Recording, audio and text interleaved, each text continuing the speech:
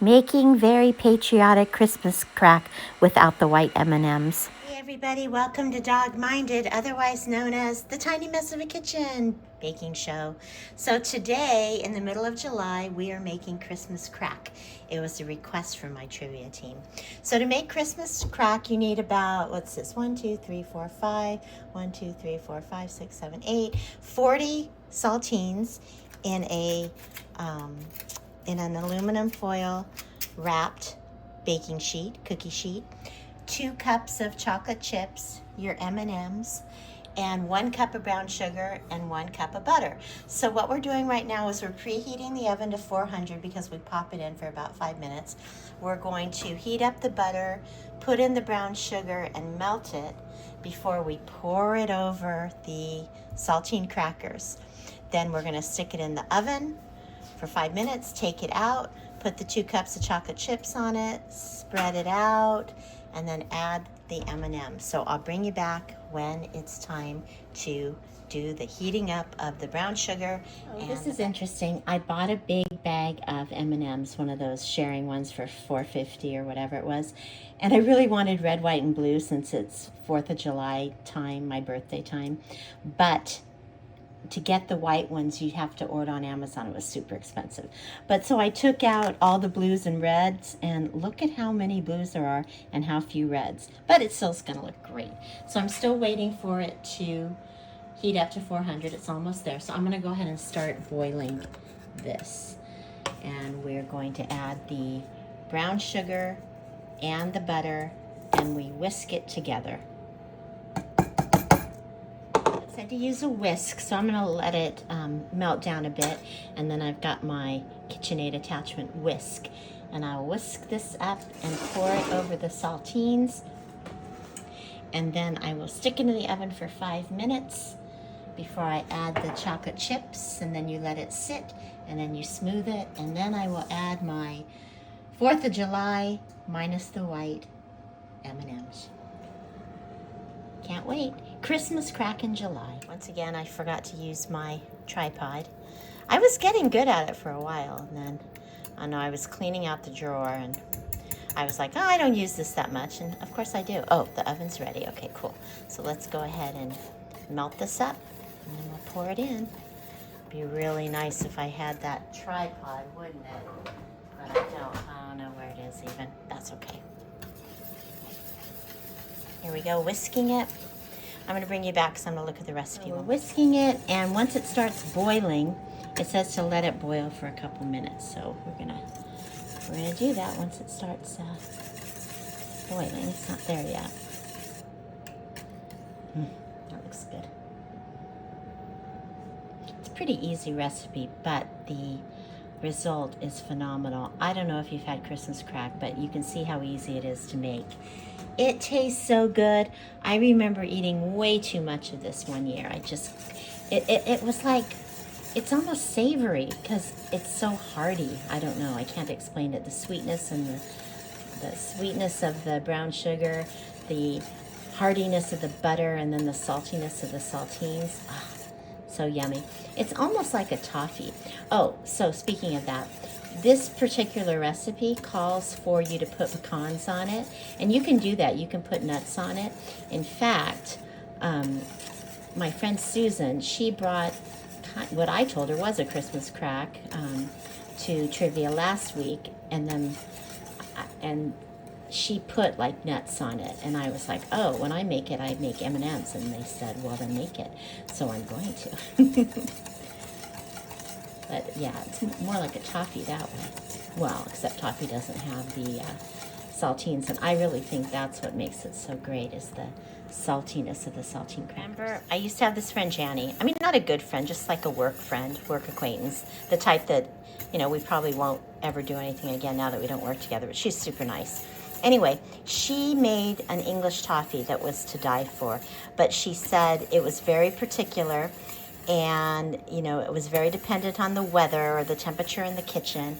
Well, I'm glad this isn't like that. This is very easy to make, but it is almost like a candy because you're waiting for it to get a good consistency, and it's almost there. Oh, it's just about to boil. Okay, so I'm going to let it boil a couple minutes, and I'm going to turn off the camera so it doesn't boil over. And then I'm going to, well, maybe I won't take, you know what, maybe I'll just keep it going. Let it boil. Hope it doesn't boil over.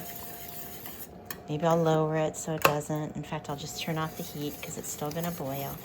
And then I'm gonna pour it over the saltines with one hand while holding the camera with the other. Here we go. Here we go.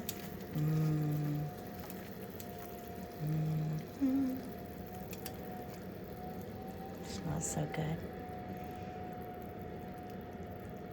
It's okay that it doesn't cover everything. It almost does, because I'm going to smooth it over. It would be so great if I had an offset spatula, one of those kinds for frosting cakes, which I mentioned last week when I was frosting the cupcakes. Maybe I'll have to buy one, I don't know. My tiny mess of a kitchen doesn't have much room for that kind of stuff. Okay, so let me smooth it with a spoon so that every saltine has some sauce on it. Okay, let me turn this off. And it almost does. Yep. I remember that because I remember the very first time I made it, and I've made it lots of times now. I was so worried, like how to make sure it was equally on everything, and then I realized, no, it's gonna be fine. And it is. Okay, so there's that. So now I'm gonna pop in the oven for 5 minutes. Something I didn't expect. That pan was really hot when I went to pick it up. You know, Melly isn't even interested. Are you not interested in Christmas Crack? There he is. He's just staying in his bed. He's been very low-key lately. I don't know if he's feeling his age or his leg hurts, or I don't know, but he's been very tired and slow lately, my darling. Okay, so I got the timer set for 5 minutes, and I'll bring you. We are ready to take this wonderful bubbling gooiness out of the oven very, very carefully and put it right here.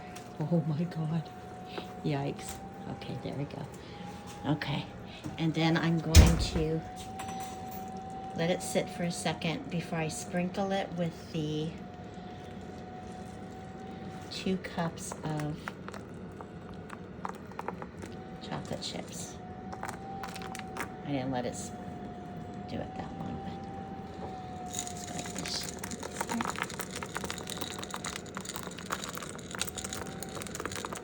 It's okay that they're all mushy-meshy. I know it seems like a lot of chocolate chips, but it's going to be perfection.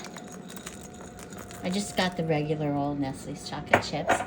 I'm going to set a timer for a minute because it says let it sit for about a couple minutes. So I'll do a minute, and then they'll be melty, and I'll try spreading them with the knife or with the fork, and then topping with the M&Ms. Okay, here we go. We're spreading it now. It ended up not spreading as nicely as I wanted it to, so I just popped it in the oven for literally like 10 seconds just to get the chips to melt a little bit better. And so now I'm spooning it over everything. And it looks amazing. It's so buttery and caramely. So then, once I get this all spread over everything, which it's just perfect, looks just perfect, I'm going to sprinkle the M&Ms on it. And then we'll just let this sit, and we'll break it apart like brittle Christmas crack, and everybody is going to love it tomorrow. It's going to be so good. Okay, here come the M&Ms. I should have made it like a flag, huh? It's okay. This looks kind of patriotic anyway. Good thing M&Ms don't melt. They melt in your mouth and not in your hands.